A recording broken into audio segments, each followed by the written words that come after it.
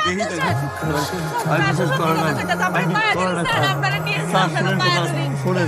Accident করি নাই sir, আমি অ্যাক্সিডেন্ট করি নাই, আমি অ্যাক্সিডেন্ট করি নাই স্যার। স্যার কথা শুনেন স্যার,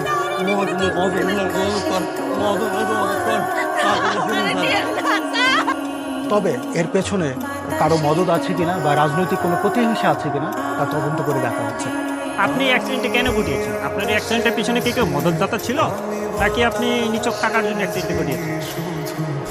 স্যার বিশ্বাস করেন স্যার, আমি মারি নাই স্যার, আমি আমার লাইনে ছিলাম স্যার, আপনার বিশ্বাস করেন স্যার, আমি আমার লাইন। আসলে কে অপরাধী কে অপরাধী না তা তদন্তে বের হয়ে আসবে এবং খুব শীঘ্রই আপনাদেরকে জানিয়ে দেওয়া হবে। প্রায় তদন্ত শেষ হতে আনুমানিক কতদিন সময় লাগতে পারে?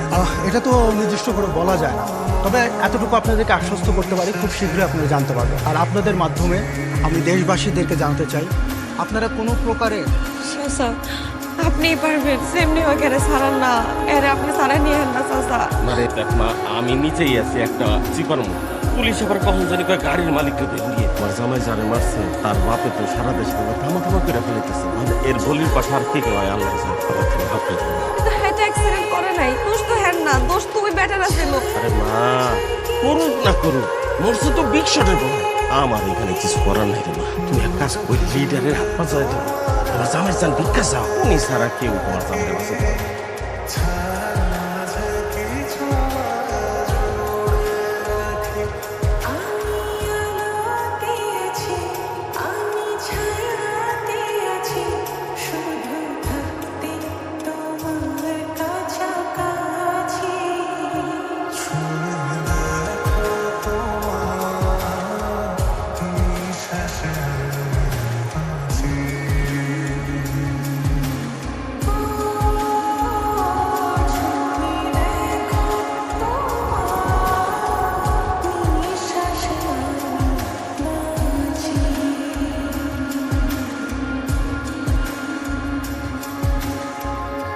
আকাশে তোমার আমারি